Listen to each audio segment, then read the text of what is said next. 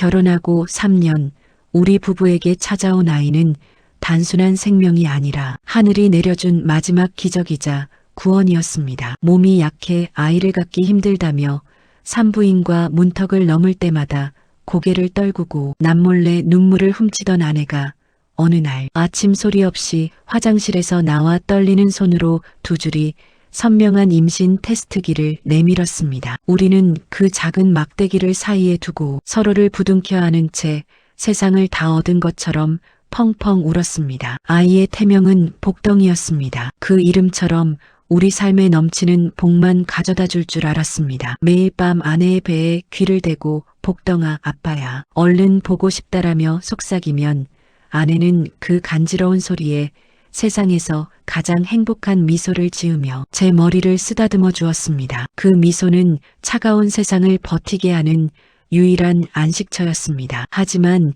그 천국 같던 행복은 임신 6개월 차 잔인한 운명의 칼날에 갈기갈기 산산조각이 났습니다. 어느 날부터 아내가 지독한 두통을 호소하며 머리를 감싸주기 시작했습니다. 처음엔 그저 입덧이 뒤늦게 심해지거나 임신 중 겪는 흔한 통증이라 생각하며 아내의 관자놀이를 지그시 눌러주곤 했습니다. 조금만 참자 여보, 복덩이가 나오려고 그러나 봐. 하지만 아내의 얼굴은 나날이 핏기 없이 창백해졌고 눈가엔 짙은 그림자가 드리워졌습니다. 그러던 어느 날 거실 한복판에서 아내는 비명 한마디 지르지 못한 채 그대로 의식을 잃고 쓰러졌습니다. 구급차의 날카로운 사이렌 소리가 고요한 아파트 단지를 비명처럼 찢어놓던 그 밤, 차가운 응급실 복도에서 의사는 저를 따로 불렀습니다. 그의 입술이 열리는 순간 제 세상은 멈추었습니다. 부인께서 뇌종양입니다. 종양의 크기가 이미 너무 커서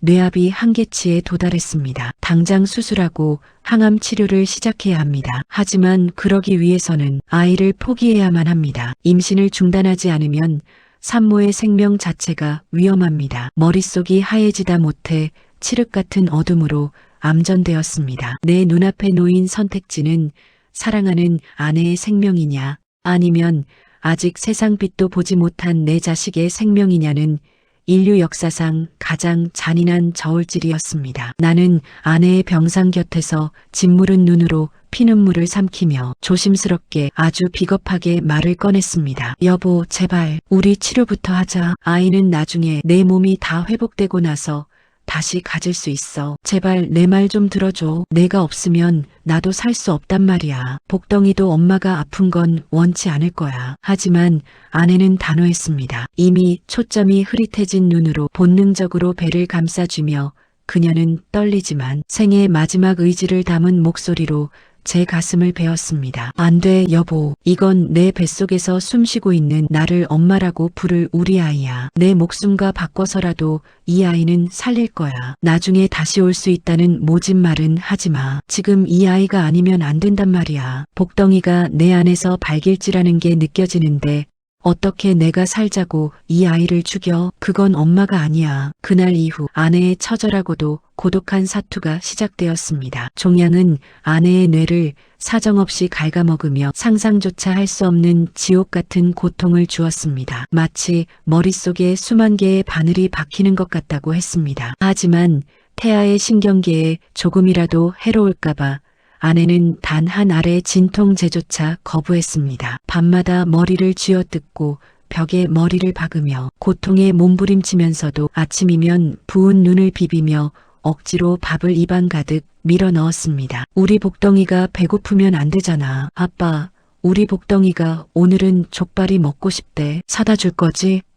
아내는 헛구역질을 참아가며 억지로 웃었고 꾸역꾸역 음식을 삼켰습니다. 예전에는 아내가 좋아하는 음식을 사갈 때마다 설레고 행복했는데 이제는 그 피 섞인 음식을 죽음과 바꾸듯 씹어넘기는 아내의 마른 뒷모습을 볼 때마다 가슴이 도려나가는 것 같아 화장실에서 수건을 입에 물고 몰래 숨죽여 울었습니다. 아내의 풍성했던 머리카락은 나날이 빠져 베개 위에 흩어졌고 눈은 푹 패였지만 오직 배만은 기적처럼 봉긋하게 솟아올라 생명의 등불을 밝히고 있었습니다. 마침내 예정일보다 조금 일찍 기적과도 같은 울음소리가 수술실 정적을 깨뜨렸습니다. 복덩이가 세상 밖으로 고개를 내밀었습니다. 정말 작고 눈부시게 예쁜 아내를 꼭 닮은 아들이었습니다. 아내는 종양의 압박 때문에 시력을 거의 잃은 상태였음에도 불구하고 수술대에 누워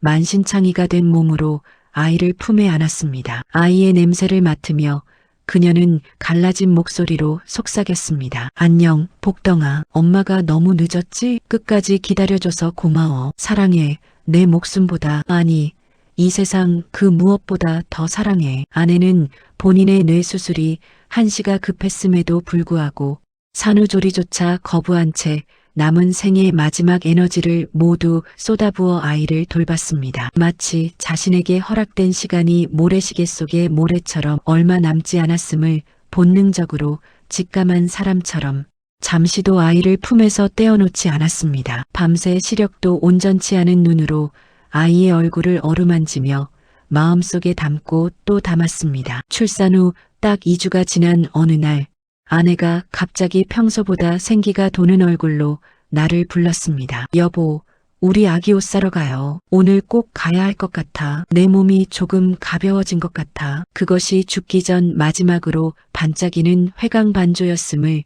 그때의 저는 미처 몰랐습니다. 휠체어의 의지에 산소호흡기를 단 채 백화점에 간 아내는 미친 듯이 쇼핑을 시작했습니다. 갓난아기 베넷 저고리부터 시작해 알록달록한 돌복, 유치원 원복과 비슷한 노란 코트, 초등학생 책가방, 중학생이 입을 법한 점퍼, 고등학생 때 입을 단정한 코트, 심지어 성인이 되어 입을 법한 정장까지. 아내는 아이가 자라며 입을 모든 생애 주기의 옷과 신발을 미리 다 골랐습니다. 옷마다 작은 카드를 적어 주머니에 넣었습니다. 여보, 우리 복덩이 잘 키워줘요. 이 옷들 주인이 나타날 때까지 당신이 버텨야 해. 내가 하늘에서 뚫어져라 지켜볼 거야. 아이가 이 옷들을 입을 때마다 내가 항상 곁에 있다고, 엄마가 미리 골라준 거라고 꼭 전해줘. 엄마는 한 번도 널 떠난 적이 없다고. 그것이 아내의 마지막 유언이자 이 세상에 남긴 가장 뜨겁고도